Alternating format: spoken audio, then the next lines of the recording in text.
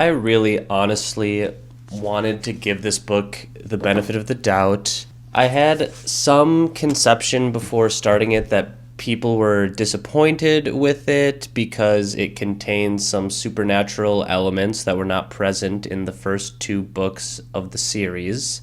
But before I actually read it, that didn't seem like that big of a deal to me. I didn't enjoy Mr. Mercedes and Finders Keepers because they were rooted in reality or something. I thought they were just really fast-paced, page-burning crime thrillers. I thought they were super entertaining, and the fact that they existed in a more prosaic universe was just the setting. And I figured that King, if anybody, could introduce some supernatural element into the fold and make it work. I have unfortunately come to learn, though, that people don't dislike End of Watch because it has supernatural elements, but more because the supernatural elements it does have are pretty stupid. It's a particular bummer in this case because to me, plot is really what drives the whole Mr. Mercedes universe forward. The characters, to me, in a pretty un-Stephen King-like fashion, are actually somewhat bland, so I really needed that high-octane plot to kind of keep me engaged with those books. Instead, what we got in End of Watch is some weird, directionless, confusing, awkward nonsense, I'm sorry to say. Basically, the plot in this one is that due to head trauma received via Holly smashing his skull in and thwarting his attempt to blow up that concert in Mr. Mercedes, Brady Hartsfield has developed some psychokinetic powers. They start off innocent enough. He can, open doors and turn the sink on and off and move small objects with his mind, that sort of thing. But they quickly crescendo out of control and out of coherence, honestly. It turns out he can also essentially hypnotize people and inhabit their body and mind. He can read their thoughts. He can instantly understand skills and knowledge that they have, and he can even control their body and move and act as them. This is actually very similar to a concept that King employs in The Drawing of the Three, which is one of my favorite books ever, but that book just does it so much better because it doesn't try to explain how this is able to happen. It just explores this idea in an extremely fascinating way. It just plays around with the rules. It's more of a device than anything. It's just interesting to see, what would happen if somebody could inhabit somebody else's body. In End of Watch, it is explained over and over again constantly, and it doesn't make any sense pretty much the entire time. Essentially, there are these old tablet computer things called Zappits. I was basically just imagining an old iPad or something. Preloaded onto these tablets is an app, actually an app demo called Fishin' Hole, and the demo screen has some intense hypnotic effects, apparently. And this hypnosis is the conduit that Brady has to use in order to inhabit people's mind and body.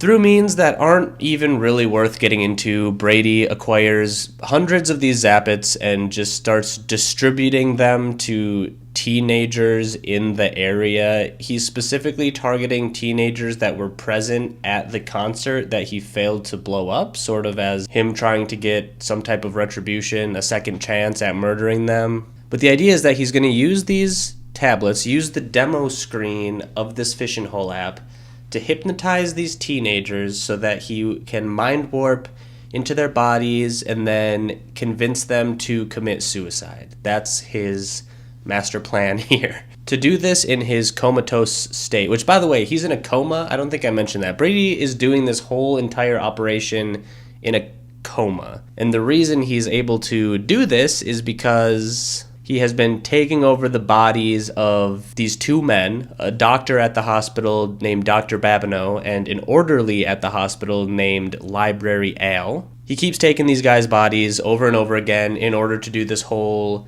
Zappit distribution scheme, but apparently Brady's presence in their mind wears down their consciousnesses after a certain period of time. So as a result, these two guys kind of turn into husks of their former selves, and Brady just refers to them as Dr. Z and Z-Boy, respectively, because he's worn down their identity enough that they're essentially these new figures that Brady has molded by iPad zapping into their brains too many times. If that sounds confusing, it's because it is confusing. Not only confusing, it's such nonsense to me that it's basically impossible to resolve the plot in a way that doesn't feel completely contrived. Like, realistically, Hodges and company should not be able to figure any of this stuff out, but somehow they do figure it out extremely easily and instantly. They know what's happening. It's just really hard for me to suspend my disbelief for that. And I guess that's what people mean when they criticize the supernatural elements at play in this book.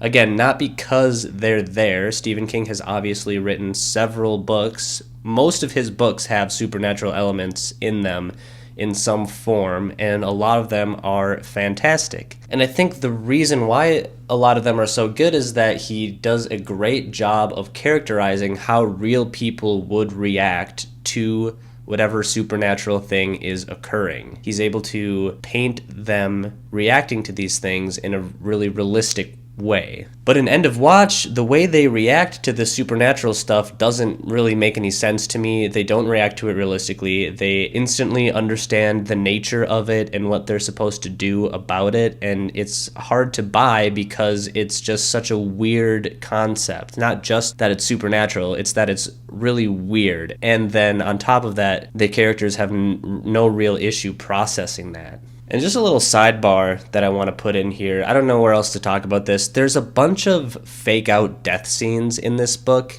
There's at least 2 or 3, and in fact, I think Finders Keepers and Mr. Mercedes kind of did this too, where Stephen King, he'll end a chapter in such a way that you believe a character has died. Like, you'll finish the chapter and you'll say, oh shit, this character has died. But then, 3 chapters later, it goes back to their POV and it turns out that they have miraculously survived somehow. That exact formula happens in this series at least 5 times, I swear. It happens to Barbara in this book twice. So, I don't know, I guess to say it in a more succinct way, too much of this book just didn't make sense to me. There were some decent passages here and there were some okay character moments. I thought the Hodges pancreatic cancer stuff was pretty well written and probably the most engaging part of the book, and also the part of the book that least interacted with the kind of dumb plot device that was set up.